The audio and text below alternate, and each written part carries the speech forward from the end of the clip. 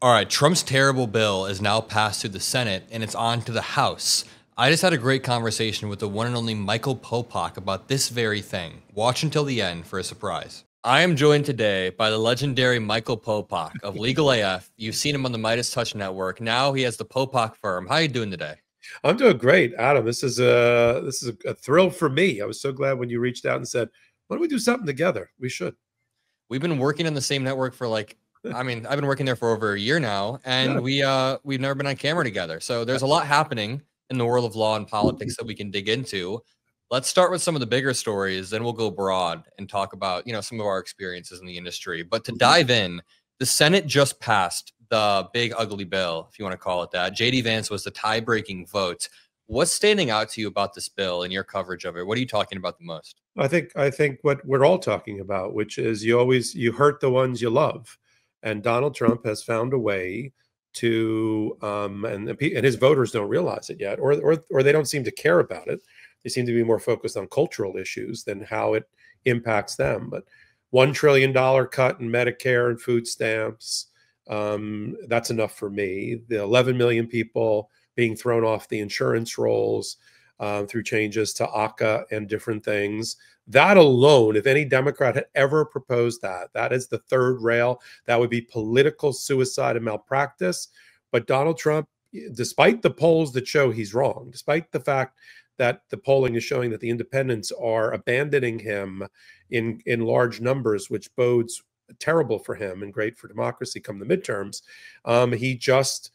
he's just on borrowed time. He knows he's going to be lame duck very, very soon. And he's trying to pay off all of his debts, even if it means rewarding the upper 1%, 0.5% of America, and crapping all over his voters. And they won't realize it yet until they're thrown off of Medicare, thrown off of Medicaid, don't have welfare, don't have food stamps. The ones that argue, well, this is an austerity program, right? We're all tightening our belt. We're not all tightening our belt. There's nobody, the oligarchs and the tax cuts for the wealthiest percentage in this country, and all you're getting in return is no tax on tips. I mean, the asymmetry about this is so devastating. We have to find a way as a party to better communicate to his voters that they have bet on the wrong horse and they're getting kicked in the head. Yeah, there's also an asymmetry in the permanence of the tax cuts. So the tax cuts geared towards the richest of the rich, they're more permanent and long lasting. Mhm. And then the tax cuts that he's kind of dangling above middle and lower class people, they go away after a few years. Earlier on the live stream, I was live talking to my audience and we were trying to list out everything wrong with the bill. And it was just so much that I couldn't fix it or figure it in one list. It was like flooding the zone in a bill, because even beyond the massive debt problem, they're now trying to create an immigration state. Like the Yeah. funding to ICE is going to go from 3.4 billion to now 45 billion or so in 2029. Imagine that type of increase. It's wild. And then there's changes to election integrity, slashing of Medicaid, of course, the redistribution of wealth and the permanence of the tax cuts. But there's also massive cuts to green energy. It was like 900,000, 850,000 jobs are going to be cut from green energy from Biden bills. And then changes to housing and urban development. It's just top down an awful, awful bill. What do you think the way forward is for Democrats to consolidate power? The Yeah. midterms, people in the comments were asking me, what do we do earlier when I was live? Yeah. Well, I know we were on pins and needles about whether this was going to get passed after 50 votes and all sorts of things. Yeah. I wanted it to get passed because not because I endorse anything that's in it, Yeah. but because you need to hold the party and MAGA responsible. Follow the money. Now we still have to get through the House, but let's assume it gets through the House. This is their policy agenda. We can talk about esoteric things like Project 2025. It's another page out of Project 2025. That doesn't mean anything. But when somebody goes to a closed door of a Social Security office, or doesn't get their pay, or doesn't get their disability, or their child goes hungry in the red states, right? Or the infrastructure a package that Biden had signed, but now Donald Trump has defunded, means that there's no jobs in their community. This is now codified in the bill. The policy of Donald Trump, the depraved policy of Donald Trump and MAGA are now there for all to see. Now, it's going to be up to people like you and me, MeidasTouch, and the rest to go through the 900-page bill once it's finally become law and explain to people. We got to talk truth to each other first, right, Adam? Right? Yep. That's the first thing. We have to empower our audience with knowledge. Once they have the knowledge, then we've got to run the bastards out. There's numbers of ways to do it. I don't want to have anybody just sitting around until the midterm election to take them out and run them out on a rail. We've seen 6-7 million people hit the streets at rallies by 50-51 and other organizations. We need more participatory. We need more participation in our participatory democracy, and we have to like kind of reclaim that.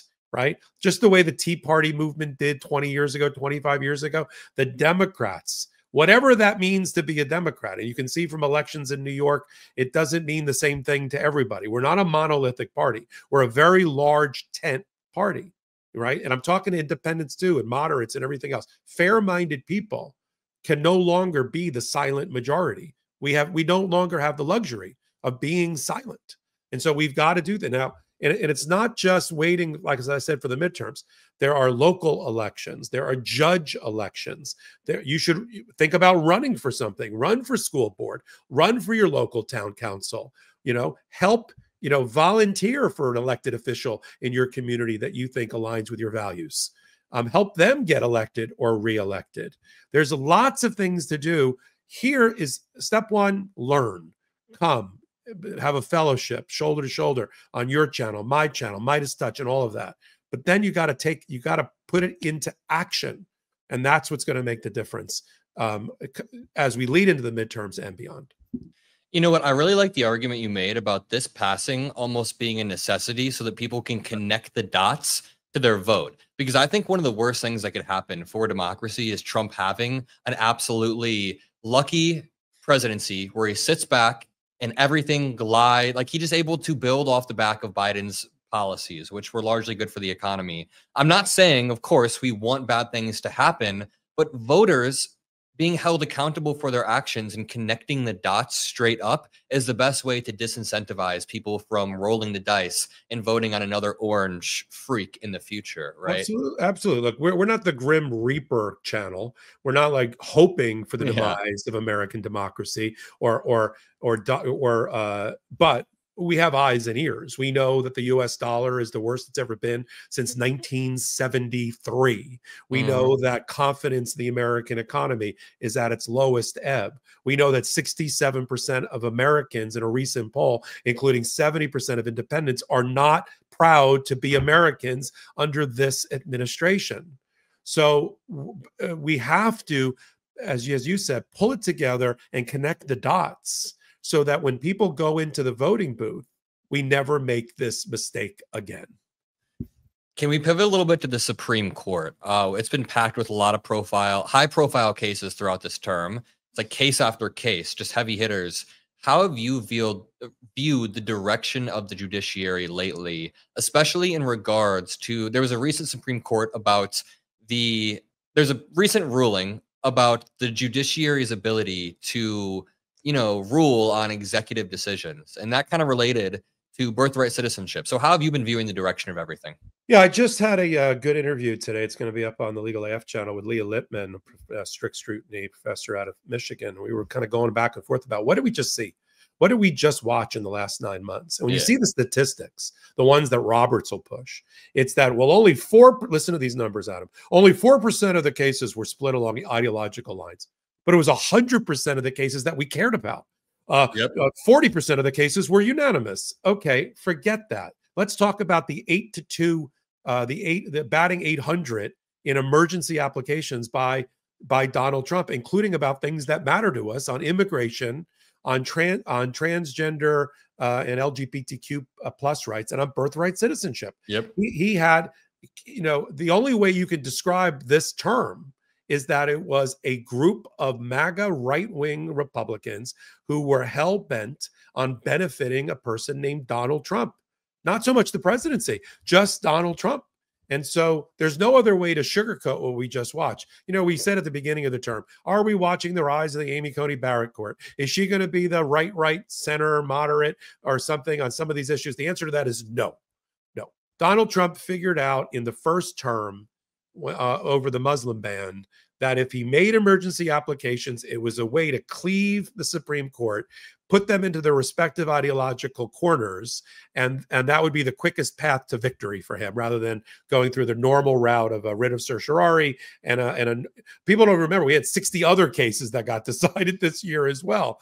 But the ones that mattered, where Donald Trump pressed his hand, is the one where he was rewarded for that. Yep. So moving into the next term, and we're going to have a lot of things over the summer, a lot of emergency applications. There was just an oral argument at the Fifth Circuit Court of Appeals about immigration and deportation and the Alien Enemies Act, which, based on the panel, looks like it's going to be a win for Donald Trump back to the United States Supreme Court just this summer.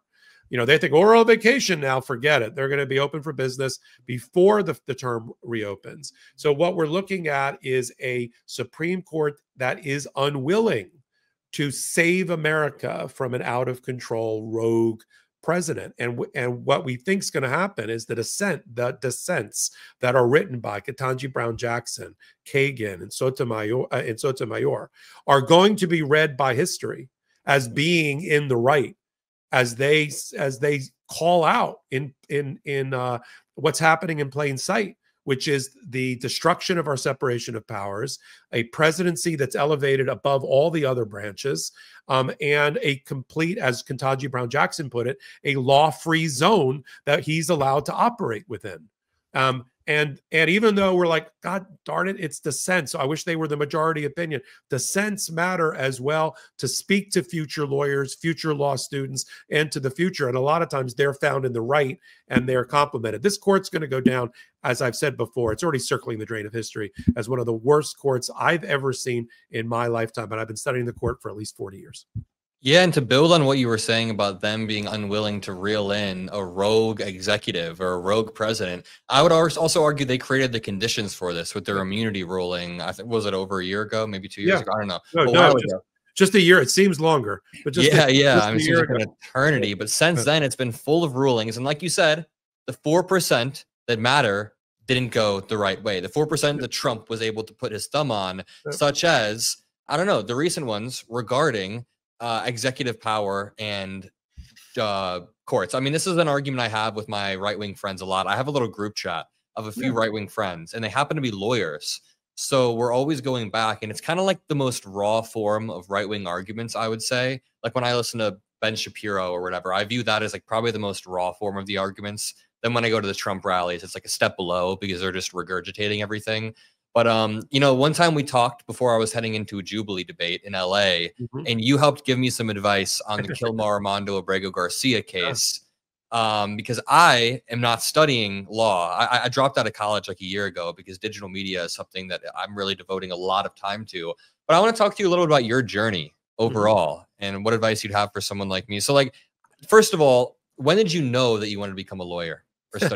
If you made it this far in the video and you want to see the rest, you can click the join button below. If you're subscribed to the channel, you will see a join button. The rest of the show will be under the members only content. We will be providing a lot of value in the members only tab over the next few years. I mean, forever. We are building out different shows, new IP, new property in Chicago, and a lot of these shows will be free.